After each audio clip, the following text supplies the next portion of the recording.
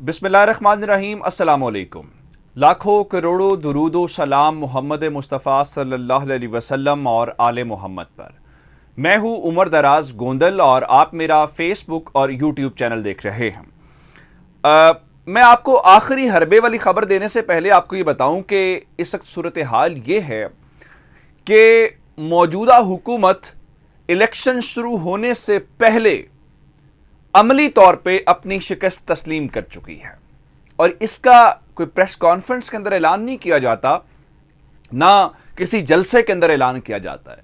ये इक़दामात ऐसे होते हैं, ऐलानात ऐसे होते हैं जो खुद इस बात की गवाही देते हैं कि वाक़तन खेल इनके हाथ से निकल चुका है।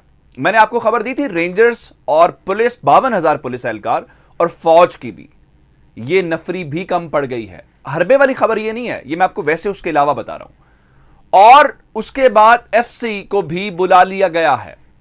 ये सारी फोर्सेस, अब पाकिस्तान में पुलिस आती है, पुलिस के बाद रेंजर्स, एफसी आती है और उसके बाद फौज आती है। फिर फौज के बाद तो हमारे पास कोई और फोर्स नहीं रह जाती जिसको हम मैदान में उतारें और इस हुक्मरान टोले की तसल्ली हो जाए। अब जरा मैं आपको ज़िमनी इलेक्शन के जो खौफ है शिकस्त का, उस हवाले से बताना चाहता हूं कि इन तमाम फोर्सेस को उतारने के बाद भी अगर पाकिस्तान के अंदर लॉ एंड ऑर्डर की सिचुएशन मेंटेन नहीं होती तो फिर हम सब के ऊपर एक सवालिया निशान तो बनता है। लेकिन खान असल में हवास इनके नर्व्स के ऊपर जो है वो सवार है ना।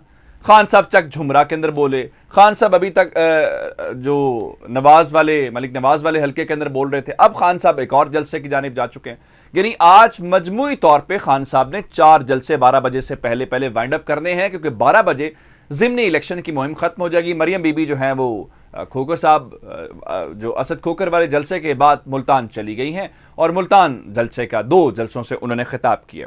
लेकिन खौफ है कि वो बैठने का, मैंने ये जो आपको तमहीद बांधी कि इतनी फोर्सेस, अगर ये फोर्सेस भी लॉ एंड ऑर्डर को मेंटेन नहीं कर सकती तो फिर इसका मतलब ये है कि सूरत हाल काबू से वैसे ही बाहर। सूरत हाल लॉ एंड ऑर्डर का मसला नहीं है। आज परवेज खटक साहब ने जलसे से खिताब किया, बड़ी सादा बात की परवेज खटक ने। परवेज खटक का कमाल ये है कि जो सोचते हैं वो जबान पे ले आते हैं।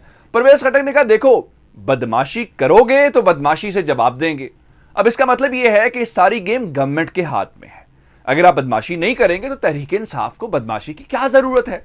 तहरीक इंसाफ का वोटर तो पढ़ा लिखा है, मिडिल क्लास है, खवातीन हैं, उनको घर से निकालने के लिए पुरअमन माहौल चाहिए। तहरीक इंसाफ की पहली प्रायोरिटी तो यही होगी ना कि इलेक्शन पुरअमन हो, ताकि उनका वोटर का टर्न आउट जितना ज्यादा होगा उतना तहरीक इंसाफ के हक में जाएगा। मैं आपको, क्योंकि जब वोटर टर्न आउट ज्यादा होता है, वोट आपके हक में ज्यादा पड़ते हैं, फिर धांधली आप जितनी भी कर लें उसको मैनेज करना मुश्किल हो जाता है। लेकिन महकमा दाखिला पंजाब जो अता तारड़ के अंडर काम करता है, आप उनकी बौखलाहट, आप उनकी बुज़दिली, आप उनकी परेशानी का अंदाजा इस बात से लगा लें कि आज महकमा पंजाब ने कुछ लोगों के ऊपर पाबंदी लगा दी है। अब जरा सोचें, खैबर पख्तूनख्वा की हुकूमत जो पाकिस्तान तहरीक इंसाफ की हुकूमत है, वो अगर आइंदा इलेक्शन मुहिम में, खैबर पख्तूनख्वा के अंदर भी तो ज़िमनी इलेक्शन होने हैं, मरियम नवाज के ऊपर, हमजा शहबाज और दीगर लोगों के ऊपर पाबंदी लगा देंगे तो ये खैबर पख्तूनख्वा मुहिम चलाने कैसे जाएंगे। इन्होंने किया क्या है? इन्होंने आज ये बताया है कि आज से लेके 18 जुलाई तक, यानी कल 16, परसों 17 और तरसों 18, 3-4 रोज की पाबंदी आयद की है अली अमीन गंडापुर के ऊपर और मकबूल गुजर साहब के ऊपर। और बताया यह है कि ये दोनों शख्सियात की वजह से पंजाब में फसाद, दंगे या लड़ाई झगड़े का इम्कान है। भाई, ये नून लीग के आबिद शेर अली मुल्तान में क्या कर रहा है? यही तो कुरैशी साहब ने कहा कि वो तो शरारत का नाम है। आप उनके ऊपर पाबंदी, और अगर इतनी फोर्सेस के दौरान भी आपको शख्सियात के ऊपर पाबंदी लगानी पड़ रही है तो फिर किसी दोस्त मुल्क से मदद मांग लें, शायद वो आपको पुरअमन माहौल दे दे। इसके अलावा तो कोई और सिचुएशन नहीं है। अब एक तरफ तो तमाशा लग रहा है ये, दूसरी तरफ मैं आपको बताऊं जहां पे मरियम नवाज साहिबा ने आज जलसा किया है, असद खोकर साहब का ये हल्का है। असद खोकर साहब जो है, मेरा उनसे ताल्लुक है, वाकफियत उनसे है। उनके भाई को एक कत्ल किया गया इनके अपने बेटे की शादी के मौके के ऊपर, जो बड़ा अफसोसनाक पहलू था। लेकिन जो उसका कातिल है, उसके खबर अरशद चौधरी ने خبر آج بریک کی ہے کہ ان کی قتل میں ملوث جو شخص تھا، جو عمر قید کا ملزم ہے، کیس ثابت نہیں ہوا، ناظم اس کا نام ہے، وہ کوٹ لکھپت جیل میں ہارٹ اٹیک سے ہلاک ہو گیا ہے۔ یعنی کھیل ختم ہو گیا۔ اب ذرا تھوڑا سا آگے چلتے ہیں اور میں آپ کو یہ بتانا چاہتا ہوں کہ یہ ان کی پریشانی ہے کیا۔ کپتان کی ٹیم کے اوپر پابندیاں تو آپ لگا رہے ہیں، اس کی وجہ یہ ہے کہ پی پی 158 میاں اکرم عثمان والا حلقہ جو وہ بڑی آسانی سے جیت جائیں گے۔ یہ میں آپ کو ابھی سے ورڈز دے رہا ہوں۔ میاں اکرم عثمان صاحب کے حلقے کے اندر پہلے میں نے لالا صاحب والی خبر آپ کو دی تھی، ذرا ایک اور خبر سن لیجئے کہ اب سے تھوڑی دیر پہلے محمود الرشید کی موجودگی کے اندر نون لیگ سے تعلق رکھنے والے ایک گروپ نے پاکستان تحریک انصاف کے اندر نہ صرف شمولیت اختیار کر لی ہے بلکہ میاں اکرم عثمان کی حمایت کا اعلان بھی کر دیا ہے، جس کا مطلب یہ ہوا کہ کھیل ان کے ہاتھ سے نکل گیا ہے اور خان کا بیانیہ لوگوں کے دلوں میں گھر کر رہا ہے۔ اور خان صاحب نے پھر آج اور کمال کیا ہے، پھر میں آپ کو عمران ریاض صاحب والی خبر دیتا ہوں۔ خان صاحب نے بڑی سادہ بات کیا کہ دیکھو مسئلہ حکومت کا نہیں ہے، وہ فواد چوری جو بات کر رہے تھے بند کمروں میں فیصلے نہیں ہونے چاہیے، اور کہا دیکھو ہم بھیڑ بکریاں نہیں ہیں، انسان ہیں، ہمارے اوپر اپنی مرضی مت چلاؤ، ہمیں چلنے دو اپنی مرضی سے۔ اور یہ آپ جانتے ہیں کہ وہ کس کو سنا رہے تھے اور کس حوالے سے بات کر رہے تھے۔ پھر اس کے بعد خان صاحب نے جاتے جاتے یہ کہا لاہور کے سی سی پی او اور ڈی آئی جی کو مخاطب کر کے کہ آپ نے 25 مئی کو جو کیا ہمیں وہ بھی یاد ہے، اور آپ الیکشنز کے حوالے سے نون لیگ کی جو مہم چلا رہے ہیں ہمیں اس کا بھی پتہ ہے۔ تو اس کا مطلب یہ ہے کہ یہ 2 دن کی بات ہے، اس کے بعد حمزہ شہباز شریف وزیر اعلیٰ نہیں ہوگا، ہم آپ کو قانون کے کٹہرے میں کھڑا کریں گے اور الیکشن کے اندر مداخلت کرنے کی 3 سال سزا ہے۔ یہ اب آپ نے فیصلہ کرنا ہے کہ آپ نے سزا بھگتنی ہے یا انسانوں کی طرح آپ نے اپنی ڈیوٹی سر انجام دینی ہے۔ پھر خان صاحب نے ایک اور بات کی ہے، ان کا دیکھیں یہ ضمنی انتخاب صرف انتخاب نہیں ہے بلکہ کرپٹ مافیا کے خلاف جہاد ہے، election commission, P D M, mister X کی دھاندلی کو شکست ان سب کو مل کے دیں گے۔ اور پھر خان صاحب نے ایک اور بات کمال کی ہے، کہتے ہیں کہ ہم نے دھاندلی کے لیے ان کا بنایا گیا کوڈ بھی پکڑ لیا ہے۔ اب آپ کہیں گے وہ کوڈ کیا ہے؟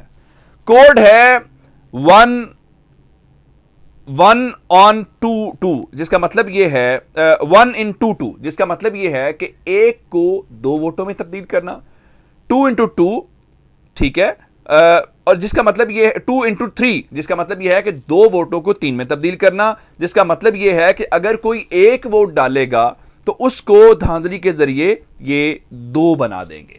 لیکن خان اس بار بھرپور تیاری کے ساتھ ہے اور وہ ان کو قابو ان کے نہیں آئے گا۔ یہ بے شک ہے، مریم بی بی آج کیا کہہ رہی تھی جی کسی شخص کے دانتوں کے اندر بھی گیپ ہونا تو شہباز شریف وہاں پہ بھی پل بنا دیتے ہیں۔